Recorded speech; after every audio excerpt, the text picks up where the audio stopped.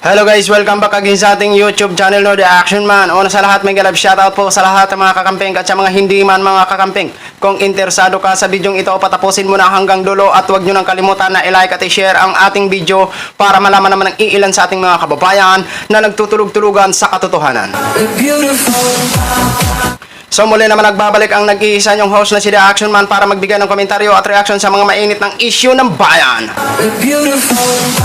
So ito mga ka-action, mga kakamping, no, may gusto lang ho ako na i-share sa inyo about po ito sa pagbagsak ng ratings ng dalawang namumuno sa ating bansa na si Mr. President Bongbong Marcos at si Vice President Sara Kim. Siguro naman nakabalita na po kayo kung bakit nagbagsak itong ratings nila na approval, no, na pagpapaano sa kanilang pamamahala. Bumagsak na ang ratings. Totally, matagal na po itong bagsak ang ratings na to eh. Ngayon lang po ito pinalabas-labas. At hindi po ako naniniwala na ang pagbagsak na to na ganyan pa rin ang kuha nila. 70 to 60%. Hindi po ako naniniwala. Mas mababa pa dyan kung tutuusin, no? Di ba mga ka-action? Ano po ba ang mga dahilan kung bakit bumagsak ang ratings ng dalawa na ito sa maraming Pilipino? Una, talamak na smuggler. Pangalawa, pagmahal talaga ng mga bilihin. At ang mga naging controversial na mga confidential fund ni Vice President Sara Kim. At hulit sa lahat, ang pinaka maugong ang pangako ni Mr. President na 20 per kilo na bigas. Yan yung mga dahilan sa pagbagsak ng kanilang ratings. Pero hindi po ako naniniwala na ganito pa rin ang tiwala o nakuha nila na ratings sa maraming Pilipino. Para hindi ho tayo magdagal, panoorin na po natin at pakinggan ang video. Bumaba ang approval at trust ratings sina Pangulong Bongbong Marcos at Vice President Sara Duterte nitong Setyembre. Ang dahilan niyan, mahal na bilihin at kontrobersya sa pondo. Nasa frontline na balitang yan, si Marian Enriquez. Sa loob lang ng 3 buwan, biglang baba ang approval at trust ratings ni Pangulong Bongbong Marcos ayon sa Pulse Asia Survey. 65% na lang ng mga Pinoy ang approve sa pagganap ni PBBM sa kanyang tungkulin. Mula yan sa dating 80% nitong Hunyo. Pinakamalaking pagbaba sa approval rating ng Pangulo ay mula sa Class E o yung mga may hirap. Malaki rin ang ibinaba ng trust rating ng Pangulo mula sa 85%. Bumagsak ito sa 71% nitong Setyembre. Ayon sa Pulse Asia, mas marami o majority pa rin ang approval rating ni President Marcos. Yan ay kahit pa tumaas din ang kanyang disapproval rating sa 2 digits mula 4% to 10%. Ginawa ang survey nitong September 10 to 14 sa 1,200 respondents. Kasabay niya ng paggulong ng budget deliberation kung saan umugong ang issue sa confidential funds. Gayon din ang kaliwat ka ng financial assistance sa mga rice retailer at PUV driver, pati ang sunod-sunod na taas presyo ng mga bilihin. Kung ang kanilang pananaw ay nagiging mas maigpit, may kagipitan sa ekonomiya, naghahanap sila ng mananagot, no? At ang maaaring pampanagot nila dyan ay yung pamahalaan.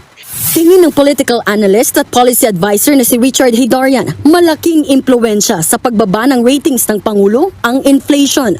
Nangako ang gobyerno na this year gaganda yung situation, bababa yung inflation kasi last year meron tayong Ukraine war, yung mga ganitong external shocks. So hindi mo na pwede gamitin yung mga ganyan reason, no, or excuses. So ngayon talaga yung medyo sumisingil na kumbaga ang ating mga kababayan. Nadagdagan daw ang dismaya sa Pangulo lalo't siya rin ang nakaupong Agriculture Secretary pero hindi pa rin natutupad ang pangako niya gaya ng bababa sa 20 pesos ang bigas.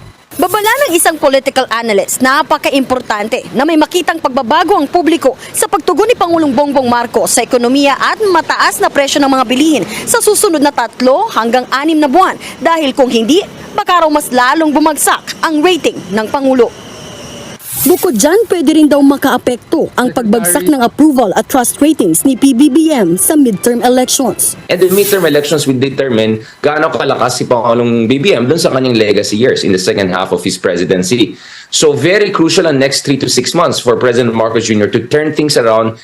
Maging si Vice President Sara Duterte, bumagsak ang approval at trust ratings. Bumaba ng 11 percentage points ang approval rating ni Vice President Sara Duterte. 84% noong Hunyo, ngayong Setyembre 73% na. Pati trust rating bumaba sa 75% mula sa 87%. Lumabas na solid pa rin ang suporta ng mga taga Visayas at Mindanao kay VP Sara, pero sa halos lahat ng sektor, nabawasan naman ang kumpiyansa sa kanya. Ayon kay Hidarian, maaaring mas bumaba pa ito dulot ng kontrobersyal na confidential funds ng hawak niyang mga opisina. So sa isang banda nakita natin may vulnerability, may konting element of public backlash. Maganda na siya mismo, hindi yung kanyang USEX, hindi yung kanyang ASEX, siya mismo siguro mag-explain na ano yung dahilan na ganito yung confidential fund na kailangan niya, mag-reach out siya in terms of kanyang public relations strategy. Dagdag pa ni Hidarian, hindi maaaring umasa sa kanilang popularidad sina PBBM at VP Sara. Dapat ay bumaba sila sa taong bayan, lalo na ngayon na maraming isyong dapat sagutin. So yun na ho mga ka-action, mga kakamping, no? Narinig nyo na po kung ilang percent na lang ang nakuha nila na approve rating sa mga Filipino. Si Mr. President Bongbong Marcos nakakuha pa rin ng 65%. Si Vice President Sara Kim nakakuha pa rin ng 70%. Pero hindi ho ako naniniwala doon sa 65 at 70%. Naniniwala po ako siguro mga nasa 20% o 30% na lang ang tiwala ng tao sa kanilang pamumuno bilang isang presidente at vice presidente. Baka naman yung 65 o 70% na nakuha yung dalawa, baka dami account naman ang bumoto doon. For short, baka mga trolls naman ang bumoto doon.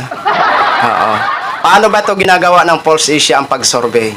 Ito ay kukuha o magsusurvey na magbe-base sila sa mga 1,000 o 2,000 katao na kung saan yes or no ang pipiliin mo. Kung ikaw ba ay naniniwala pa rin na maganda pa rin ang pamumuno ng dalawa, say yes. Pag hindi ka na naniniwala, say no. For short, via online. Pwede din gamitan ng dami account yan para masabi na lang na makakuha pa rin sila ng 65 to 70%. Diba? Pero ang totoo, kahit mag-survey po kayo ng actual dito at sa mga lugar-lugar o lalo-lalo na sa mga palengke o bahay-bahay, ang isasagot sa inyo, hirap na kami. Parang awa nyo na. Bigyan nyo naman po ng solusyon ang paghihirap naming mga maliliit. Diba? Totoo po yan, pak na pak po yan. Subukan nyo mag-survey. Kahit yung mga malalaking social media platform, magbahay-bahay, yun at yun ang isasagot ng madlang people. Kasi yun naman po ang katotohanan na nangyayari dito sa ating bansang Pilipinas. Kaya kung magpatuloy ho ang inyong pamumuno, lalong-lalo na po sa confidential fund ni Vice President Sara Kim, ito po ang masabi natin, malapit na ang paghusga ng maraming Pilipino. Di ba? Totoo po yan at mangyayari po yan. Di ba? Lalong-lalo na ho doon sa 125 million na wala palang access sa Congress yun na ibinigay ni Mr. President Bongbong Marcos sa OBP. Saan ka pa? Si Mr. President Bongbong Marcos lang ang nakagawa niyan na hindi dumaan o walang access sa Congress. Ibinigay ang 125 million sa OBP. Kaya ngayon yan, question. Kaya wala po kayong dapat hindi nyo po dapat sisihin ang maraming Pilipino kung bakit nagkakaganito. Kung bakit ingay ng ingay sa nasabing 125 million. Dahil pira ho natin lahat yan. Diba? So yun lang ho mga ka-action, mga kakamping, share ko lang ho sa inyo. Maraming salamat sa ating mga viewers Luzon, Visayas at Mindanao all over the world. Ako po ang inyong lingkod, si The Action Man. Have a good day everyone. Beautiful.